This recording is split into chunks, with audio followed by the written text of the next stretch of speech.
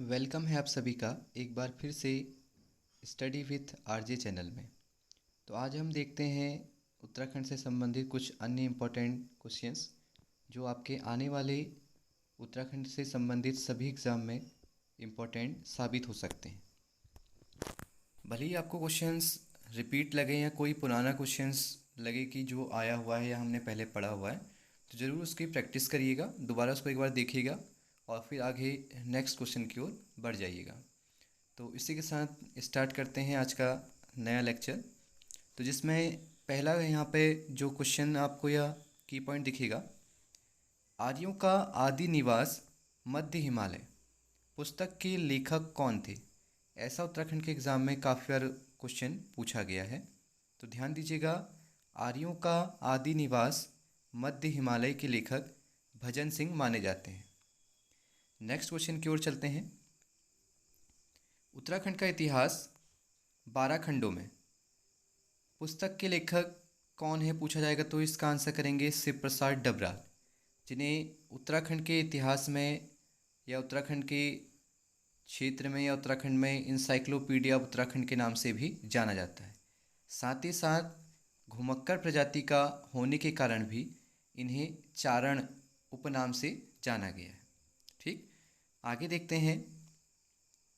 पुष्पेश पंत पूछा जाएगा, पुष्पेश पंत का संबंध किस क्षेत्र से है। थोड़े बहुत एग्जाम में ऐसे क्वेश्चन भी देखे जाते हैं कि पुष्पेश पंत का संबंध किस क्षेत्र से है।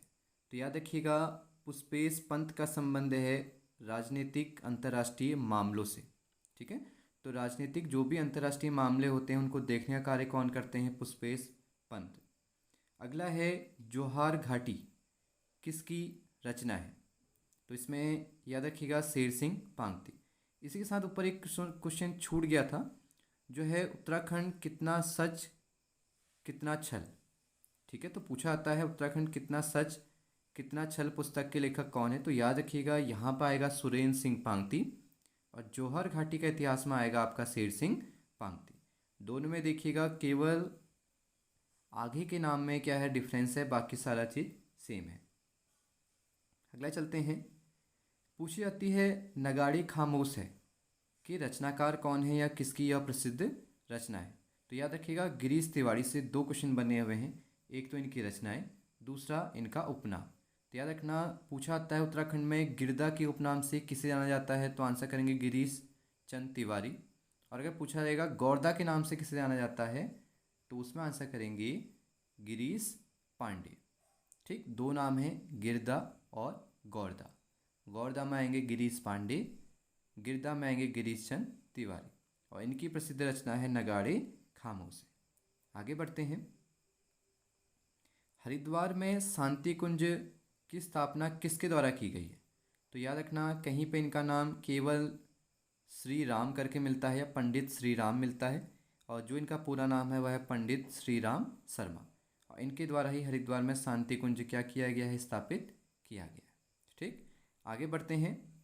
आगे पूछी जाती है बोरीवाली से बोरी बंदर किसकी प्रसिद्ध रचना है, तो याद रखिएगा शैलेश मटियानी। और ये वही क्वेश्चंस हैं जो एग्ज़ाम में पहले पूछे गए हैं, उन्हीं का एक सेट बना के मैंने आप लोग के लिए तैयार किया हुआ है। तो कोशिश कीजिएगा कि इनको एक बार रैपिड फायर में आप लोग क्या कीजिएगा, रिवाइज कीजिएगा, क्योंकि देखिए एग्ज़ाम डेट आ चुकी है, एग्ज़ाम काफ़ी नज़दीक है। तो भले ही आप लोग प्रैक्टिस सेट मारिए, बट प्रैक्टिस सेट मारने के साथ साथ अपने आप को होपलेस मत कीजिएगा अगर कोई प्रैक्टिस सेट थोड़ा सा हार्ड आ जाता है। तो याद रखिए प्रैक्टिस सेट में अगर कोई हार्ड भी है तो उसमें से क्वेश्चंस को रीड कीजिए और मल्टीपल टाइम्स रिवाइज कीजिए, साथ ही साथ आगे नेक्स्ट प्रैक्टिस सेट की ओर बढ़ जाइए। और हर उसमें देखिए कि आपका ग्राफ कितना आगे बढ़ रहा है, कितने क्वेश्चंस आपने जो रीड किए हुए थे पहले वो आपने दोबारा टाइम्स में कितने बार सही किए हुए हैं, और कितने आपने याद किए हुए क्वेश्चन गलत किए हैं। तो जो आपने याद किए हुए क्वेश्चन गलत किए हैं उन पे फोकस कीजिएगा कि ये हमारे गलत कैसे हो रहे हैं, क्या यहाँ पे निगेटिव रह जा रहा है, क्या हमसे गलती हो रही है, उस पर एक बार ज़रूर फोकस कीजिएगा, क्योंकि लास्ट कम टाइम में यही चीज़ें आपकी काम आती हैं।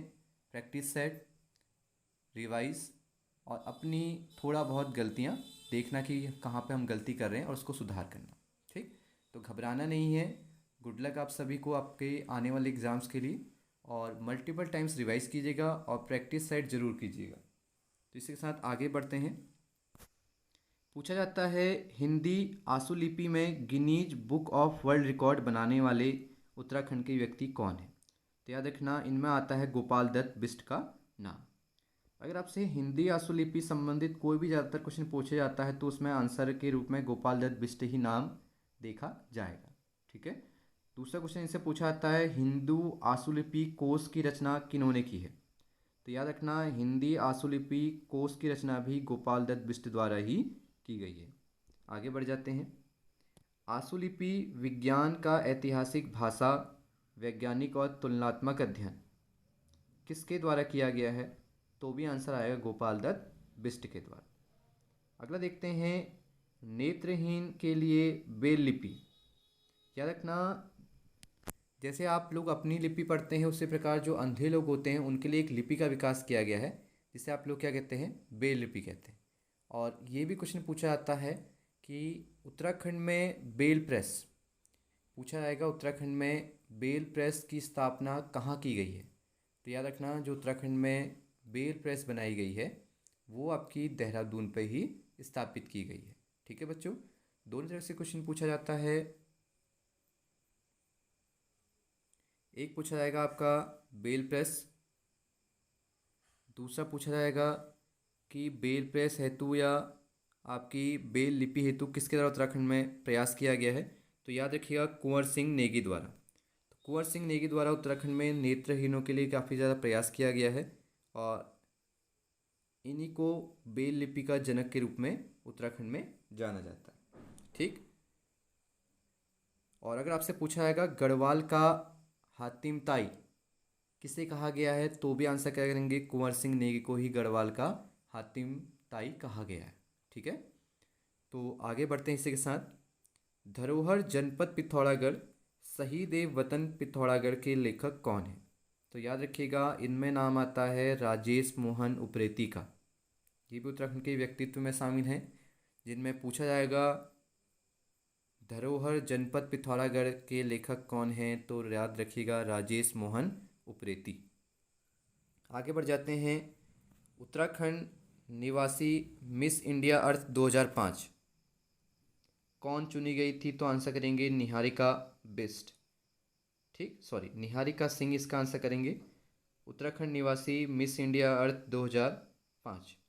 इसी के बाद पूछा जाता है उत्तराखंड निवासी मिस वर्ल्ड वाइड सुंदरी के खिताब से नवाजी उत्तराखंड की महिला कौन है। तो आंसर रखेगा ऋतु उपाध्याय। और देखिएगा ऋतु उपाध्याय दोनों तरीके से लिखा आता है यहाँ पे, ऋतु और ऋतु वाला भी। ठीक है, तो दोनों ही राइट हैं, ऋतु उपाध्याय या ऋतु उपाध्याय। थोड़ा सा हिंदी का मिसप्रिंट रहता है तो आप लोग कोशिश कीजिए कि एग्ज़ाम में पेपर को हिंदी और इंग्लिश दोनों में क्या करें, रीड करें। ठीक है बच्चों, तो कभी कभार मिसप्रिंट होता है इसलिए पेपर दोनों लैंग्वेज में आता है, एक साइड हिंदी में और दूसरी साइड इंग्लिश में। तो जो हिंदी में आपको लगे कि थोड़ा सा गड़बड़ है तो उसको डेफिनेटली कहाँ पे चेक करना, इंग्लिश वाले सेक्शन में चेक कीजिएगा। इसी के साथ आगे बढ़ते हैं। उत्तराखंड की प्रथम महिला आईएएस परीक्षा प्राप्त है। उत्तराखंड की पहली महिला आईएएस के रूप में जानी जाती हैं ज्योतिराव पांडे। याद रखना उत्तराखंड से आईएएस की परीक्षा प्राप्त करने वाली पहली महिला के रूप में इन्हें ही जाना जाता है जो है ज्योतिराव पांडे। और लास्ट क्वेश्चन है जो आपका आज का, पहली भारतीय महिला रेफरी अगर पूछा जाएगा किस खेल से संबंधित है तो आप लोग आंसर करेंगे जूडो। और कौन है पूछा जाएगा तो आंसर करेंगे मीनू। ठीक है, तो याद रखिएगा भारत की पहली महिला रेफरी है सुश्री मीनू और इनका नाम इसी तरह से एग्ज़ाम में पूछा जाता है या पूछा जाएगा किस खेल संबंधित है तो आप लोग आंसर करेंगे जूडो। तो आज के लेक्चर को यहीं समाप्त करते हैं। Thank you so much. Like करें, सब्सक्राइब करें और अपने दोस्तों के साथ इसे आगे शेयर कीजिएगा। तो कल मुलाकात होगी एक नए लेक्चर के साथ, तब तक के लिए धन्यवाद। शुभ रात्रि।